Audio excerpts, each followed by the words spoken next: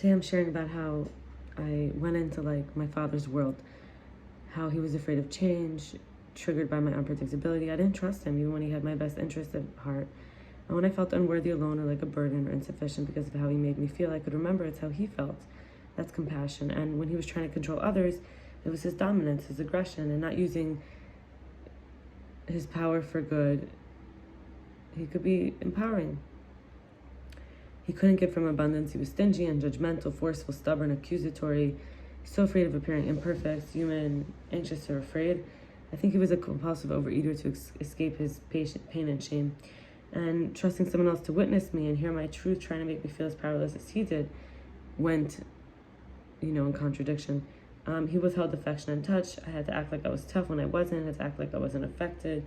Had to act like I wasn't hurting. We couldn't be afraid. We couldn't care. It wasn't safe. He was unconsciously doing it. We felt dirty as we were forced independence too early. I was rejected, shunned, mocked for being me, blamed, undignified, disrespect of privacy, and told I was bad and rotten.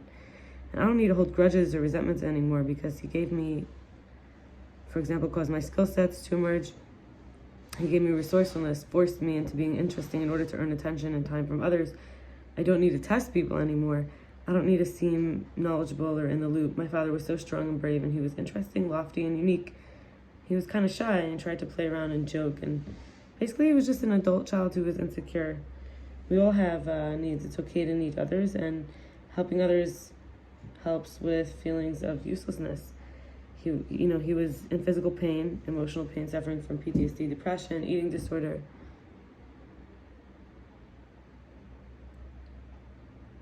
Hormone issues, anxiety, trust issues, control and abandonment issues. Plus, he was feeling lonely and ashamed. He was brilliant with good taste, passionate, intense, dynamic, and he did his best to take responsibility for his burden by going his own way.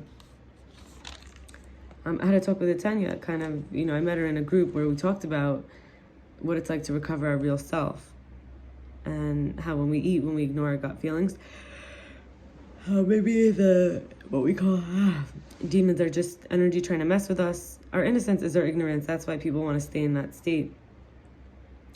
And it's the end. Someone else has to go, in other words, life force, there's this transference, this kinetic potential.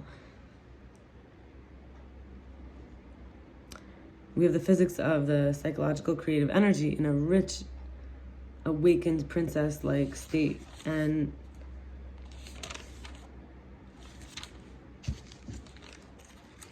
I wrote in this workshop on Beloved, it's safe to return to innocence. Forgiveness is on my mind. We are more alike than unlike.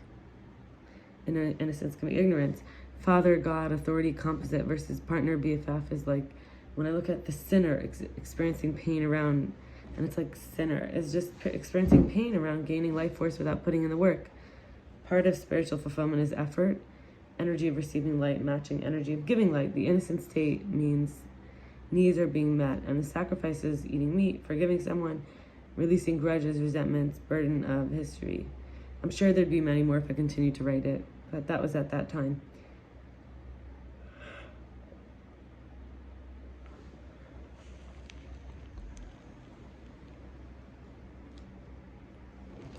Truth, non-harm, lucidity, clarity, to be sober, delaying gratification, trusting myself, tree hugging, and devotion, and dancing, and the energy of giving, the energy of receiving, fulfillment, practicing trust, and can't change myself for into others, devotion to unity. Finally, creation and union. God's able to be in sex, divine union. Contaminations when I don't let God in and treat sex like a sin when it's not, or any kind of sexual pleasure, intimacy. Fear of sex is room for God and nature giving light. Invasion, penetration, merging, violence, losing ourselves. There's nothing else.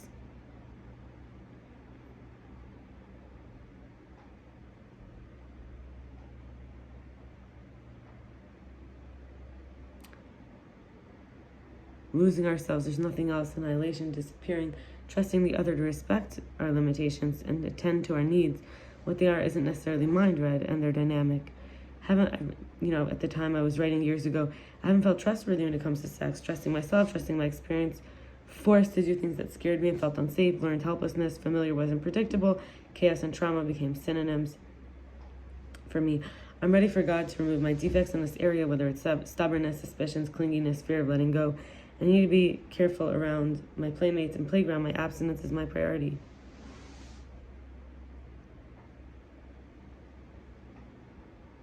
I'm allowed to not know what's going on or be perfect in every way, and I don't actually want to be alone, so safety is important in intimacy. Familiarity, predictability. I don't need to focus on differences. Already, I am uniquely me. Thank you, and I'll stop here.